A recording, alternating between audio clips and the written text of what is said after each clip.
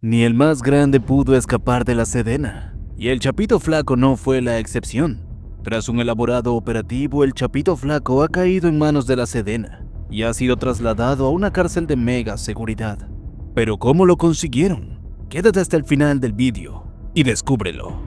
Todo comenzó con una investigación de inteligencia que duró más de 8 meses. Las autoridades habían identificado que el Mallito Flaco, conocido por su perfil relativamente bajo dentro del cártel en comparación con otros líderes más notorios, se había convertido en un eslabón crucial para mantener operativa la red de tráfico de drogas hacia los Estados Unidos. Sus movimientos eran difíciles de rastrear, ya que cambiaba constantemente de ubicación y evitaba el uso de tecnología que pudiera delatar su paradero. Sin embargo, los esfuerzos combinados de la Sedena, con apoyo de agencias internacionales como la DEA, lograron construir un perfil detallado de sus patrones de conducta.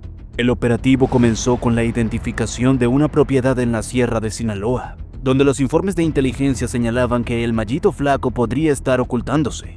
Este refugio, rodeado de un terreno montañoso y difícil de penetrar, era un lugar ideal para evitar cualquier tipo de incursión. El terreno estaba lleno de barrancos, caminos estrechos y una densa vegetación que complicaba cualquier intento de aproximación. Además, la propiedad estaba equipada con cámaras de vigilancia, sensores de movimiento y un grupo de sicarios altamente entrenados que custodiaban la zona. Todo esto representaba un desafío enorme para las Fuerzas Armadas, que no podían permitirse un error en la ejecución. La primera fase del operativo consistió en infiltrar a un pequeño equipo de reconocimiento para confirmar que el Mallito Flaco se encontraba en la propiedad. Este equipo, compuesto por elementos altamente entrenados en operaciones especiales, se adentró en el terreno sin ser detectado. Utilizando tecnología de visión nocturna y drones equipados con cámaras térmicas, lograron identificar la presencia de varias personas armadas en los alrededores de la casa principal. A pesar de los riesgos, los operadores lograron instalar dispositivos de escucha en puntos estratégicos, lo que permitió confirmar que el líder del cártel estaba adentro. Una vez confirmada la ubicación, comenzó la planificación detallada de la segunda fase, el asalto. Este tipo de operativos requiere una coordinación precisa entre diferentes unidades, desde los equipos tácticos que llevan a cabo el ataque, hasta los helicópteros de apoyo y las fuerzas terrestres encargadas de asegurar las rutas de escape. En este caso, la Sedena decidió utilizar un enfoque de cerco y captura, rodeando la propiedad para cortar cualquier intento de huida antes de lanzar el ataque directo. El día del operativo, las tropas se movilizaron antes del amanecer, utilizando vehículos todoterreno y helicópteros equipados con visión nocturna. Las Fuerzas Armadas se posicionaron en puntos clave alrededor de la propiedad. El plan era coordinar un ataque simultáneo desde diferentes direcciones para neutralizar a los guardias y capturar al Mallito Flaco antes de que pudiera escapar. Las condiciones climáticas eran favorables, con una densa niebla que ofrecía cobertura natural para los movimientos de las tropas. El momento del asalto fue tan rápido como brutal.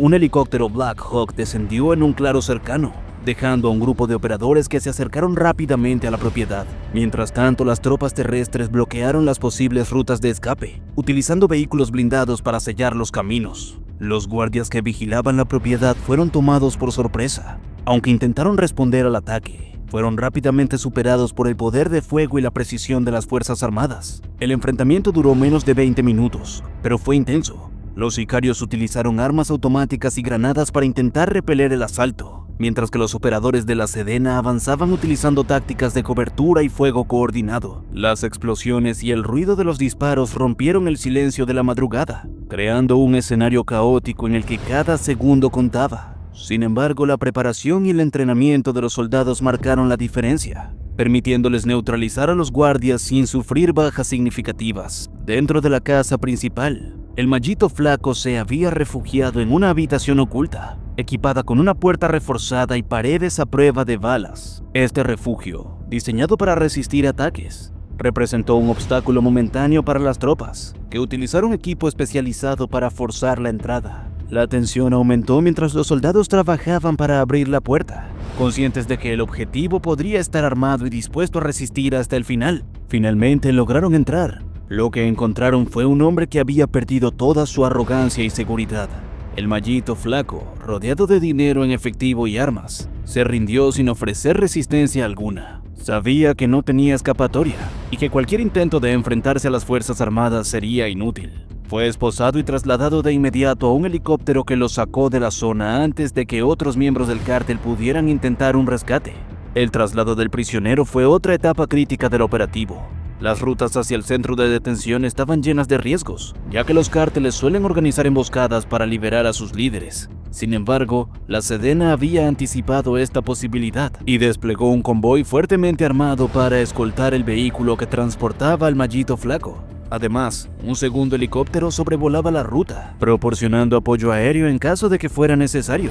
La noticia de la captura del Mallito Flaco se propagó rápidamente. Para las autoridades, este operativo representó una victoria importante en la lucha contra el narcotráfico, enviando un mensaje claro a los cárteles sobre la determinación del gobierno de desmantelar sus operaciones. Sin embargo, también era consciente de que esta captura no significaba el fin del cártel de Sinaloa, sino solo un golpe temporal que requería seguimiento y acción constante para evitar que el vacío de poder fuera llenado por otros líderes. La llegada de El Mallito Flaco al centro penitenciario fue anunciada con bombo y platillo, tanto en los medios de comunicación como entre los mismos reclusos, en un entorno donde el poder y el respeto se ganan a través del miedo y la fuerza. La llegada de un criminal tan conocido era un evento que alteraba el frágil equilibrio del lugar. Algunos internos lo veían con admiración, otros con resentimiento. Pero los custodios, quienes eran los verdaderos dueños de las reglas dentro de esas paredes, lo consideraban una oportunidad perfecta para demostrar que no habría excepciones, y que incluso un hombre de su calibre sería reducido al nivel más bajo posible. El primer día marcó el tono para todo lo que seguiría. Tras ser trasladado desde el helicóptero a una celda de aislamiento, los custodios lo recibieron con un protocolo de bienvenida que tenía menos de procedimiento y más de castigo. En lugar de un registro rutinario, lo desnudaron por completo frente a un grupo de oficiales, quienes no se molestaron en ocultar sus burlas y risas. Comentarios sarcásticos sobre su posición anterior y su repentina caída llenaron el aire, mientras lo hacían quedarse de pie por horas, con los brazos en alto, como una forma de humillación inicial. Cualquier intento de protestar o siquiera de bajar los brazos era respondido con golpes inmediatos. La primera noche en la celda fue igualmente brutal. Lo dejaron sin colchón, con solo un delgado cobertor que apenas protegía el frío. El constante eco de gritos y amenazas de otros internos resonaban en el aire, dejándole claro que no habría espacio para el descanso. Más de una vez durante esa noche, los custodios pasaron junto a su celda y golpearon los barrotes con sus porras, interrumpiendo cualquier intento de conciliar el sueño. ¿Dónde está tu cártel ahora?, le preguntó uno de ellos, riéndose mientras escupía en el suelo cerca de sus pies. Los días siguientes no fueron mejores. Cada mañana comenzaba con lo que llamaban inspección rutinaria, un eufemismo para una paliza disfrazada de revisión. Lo sacaban de su celda, lo hacían desvestirse nuevamente y obligaban a realizar ejercicios físicos extenuantes mientras los custodios observaban. Si titubeaba o se detenía por el cansancio, las botas y los golpes de las porras caían sobre su cuerpo sin piedad. El Mallito Flaco, acostumbrado a una vida de lujos y privilegios, empezó a experimentar lo que significaba ser reducido a nada más que un número dentro de un sistema que parecía diseñado para destruir. La alimentación era otro método de tortura. Aunque técnicamente debía recibir las mismas raciones que cualquier otro prisionero, los custodios encontraban formas de privarlo de comida. Un día, le entregaban un plato con porciones minúsculas, apenas suficientes para mitigar el hambre. Otro día simplemente no le daban nada, dejándolo pasar horas con el estómago vacío. Los pocos momentos en que lograba recibir una ración completa, esta estaba intencionalmente contaminada, trozos de comida podrida o mezclada con tierra, que lo obligaban a decidir entre el hambre o el asco. La humillación pública también se convirtió en una rutina. En una ocasión lo llevaron al patio bajo el pretexto de permitirle un poco de aire fresco, solo para dejarlo allí atado a una silla mientras los otros internos eran liberados para divertirse. Aunque no podían atacarlo físicamente debido a la presencia de los custodios, los insultos, las risas y los escupitajos no cesaron durante horas. La intención era clara: destruir cualquier vestigio de dignidad que pudiera quedarle. Sin embargo, lo que realmente hizo que estos días fueran un tormento indescriptible fueron los castigos psicológicos. Los custodios, conscientes de su posición de poder, jugaban con su mente de formas crueles. Una noche lo despertaron abruptamente y lo arrastraron a una habitación oscura, diciéndole que había llegado el momento de su ejecución. Lo forzaron a arrodillarse y le vendaron los ojos mientras escuchaba el sonido de un arma cargándose detrás de él. La tensión era insoportable, y justo cuando creía que todo había terminado, los custodios estallaron en carcajadas, dejándolo allí, solo, temblando y completamente deshecho. Otro método particularmente sádico fue el uso de agua. Durante los interrogatorios lo colocaron en una posición incómoda y comenzaban a verter agua lentamente sobre su cabeza. Un acto aparentemente inocuo, pero que con el tiempo se convertía en una forma de tortura insoportable. En otras ocasiones lo privaban de agua durante días enteros, llevándolo al límite de la deshidratación antes de dejar caer unas gotas frente a él, como si fuera un acto de misericordia. A pesar de todo, el Mallito Flaco intentaba mantener una fachada de resistencia. Sabía que mostrar debilidad solo alentaría más abusos, pero cada día era una batalla cuesta arriba. Sus pensamientos comenzaban a desmoronarse, y las noches en las celdas, solo con sus propios demonios, eran las más difíciles. Los recuerdos de su vida pasada, los lujos y el respeto que había comandado se mezclaban con la cruda realidad de su presente, creando un abismo en su mente que parecía imposible de superar. En este ambiente, incluso las tareas más simples se convirtieron en oportunidades para más humillaciones. Al ir al baño, los custodios se aseguraban de que otros internos estuvieran cerca para observar y burlarse de él. Cuando le permitían ducharse, el agua era fría como el hielo, y el tiempo era tan limitado que apenas podía lavarse antes de que lo obligaran a salir, empapado y tiritando. Estos actos, aunque aparentemente pequeños, se sumaban al constante estado de tortura que definía cada minuto de su día. El objetivo de los custodios era claro: quebrarlo completamente. No bastaba con tenerlo tras las rejas. Querían que cada día de su vida allí fuera un recordatorio constante de su derrota, de cómo había caído desde lo más alto hasta lo más bajo. Para el Mallito Flaco, cada golpe, cada insulto y cada privación era un recordatorio de que la cárcel no era solo un castigo físico, sino también un lugar diseñado para destruir el espíritu de quienes entraban. Con el paso de los días, su salud empezó a deteriorarse. Los golpes, la mala alimentación y el estrés constante cobraron su precio, dejando su cuerpo marcado por hematomas y cicatrices, y su mente en un estado de alerta perpetua. Los médicos de la prisión, aunque conscientes de su condición, parecían seguir las mismas reglas de castigo, limitándose a tratamientos básicos que apenas lograban estabilizarlo. Su historia está marcada por la pobreza, la falta de oportunidades y un destino que parecía estar sellado desde que nació en un barrio marginado, donde las reglas no las ponían ni los gobiernos ni las autoridades, sino las mismas calles. En ese lugar, un niño como el Mallito Flaco era desde el principio una presa fácil para el crimen organizado. Crecer en un vecindario como el suyo no era diferente a estar atrapado en una espiral de desesperanza. El ambiente estaba impregnado de una violencia que no era solo física, sino también emocional y psicológica. Desde temprana edad, el Mallito Flaco presenció el abandono de muchos de sus amigos y vecinos. Algunos caían en las garras de las pandillas, otros se convertían en pequeños delincuentes que robaban para sobrevivir, pero casi todos, sin excepción, se veían atrapados por un sistema que parecía haber olvidado que existían. Su familia, aunque de principios humildes, también sucumbió a las dificultades. Su padre, un hombre de carácter fuerte, pero limitado por su falta de educación y recursos, trató de enseñarles lo que pudo sobre la vida. Pero en un entorno como el suyo, las lecciones eran rápidamente opacadas por la necesidad de dinero y la presión de las calles. Fue en este ambiente de tensión y lucha por sobrevivir donde el Mallito Flaco comenzó a mirar con otros ojos al mundo del crimen. A los 12 años comenzó a asociarse con chicos más grandes, quienes ya estaban involucrados en pequeñas actividades ilícitas, desde el robo de carteras hasta el tráfico de drogas menores. Al principio solo observaba. Era demasiado joven para involucrarse completamente, pero entendió rápidamente que ese era el camino que muchos de los hombres del barrio habían tomado. No se trataba solo de un medio para ganar dinero, era una forma de conseguir poder y respeto, dos cosas que en ese lugar se ganaban a base de fuerza y astucia. Los primeros pasos del Mallito Flaco en el mundo del crimen fueron pequeños, casi imperceptibles.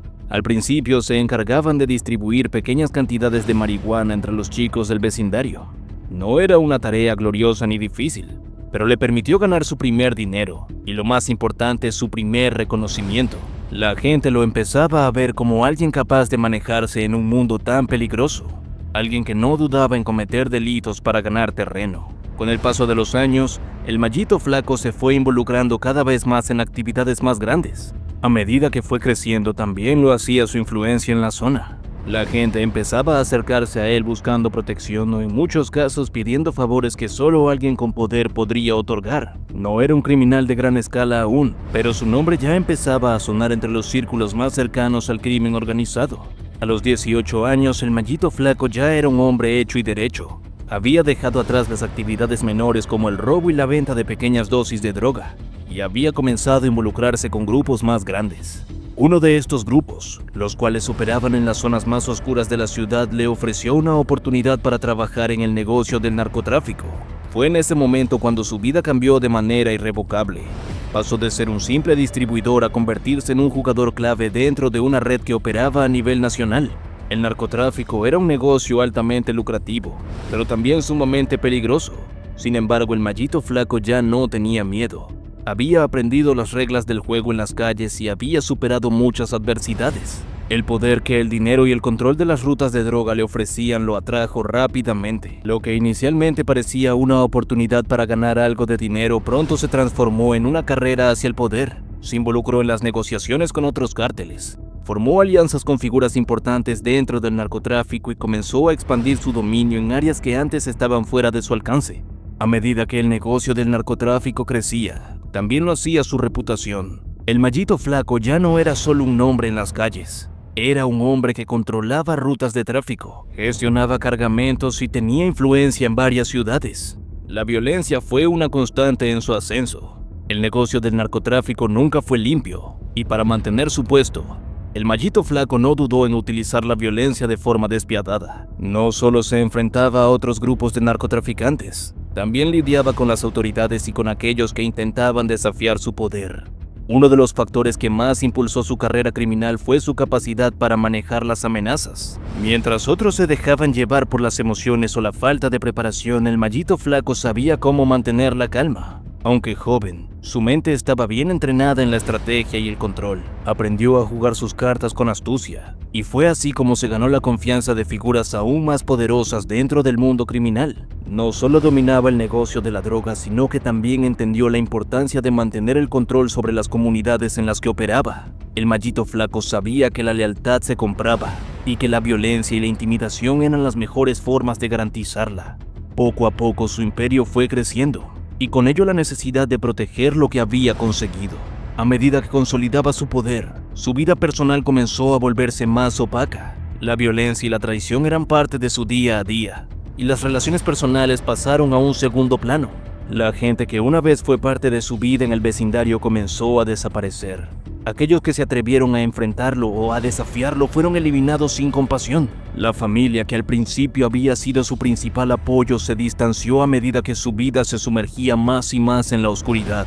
Sin embargo, el Mallito Flaco nunca se sintió solo. A pesar de su creciente poder, siempre estaba rodeado por su grupo de leales, aquellos que, como él, se beneficiaban del negocio que había creado. Y así llegamos al final de este vídeo. Si te gustó, te invito a que nos des tu me gusta para seguir haciendo más vídeos como este. Además de que no olvides suscribirte y activar la campanita para que no te pierdas ninguno de nuestros nuevos vídeos. Te deseo un gran día. Hasta la próxima.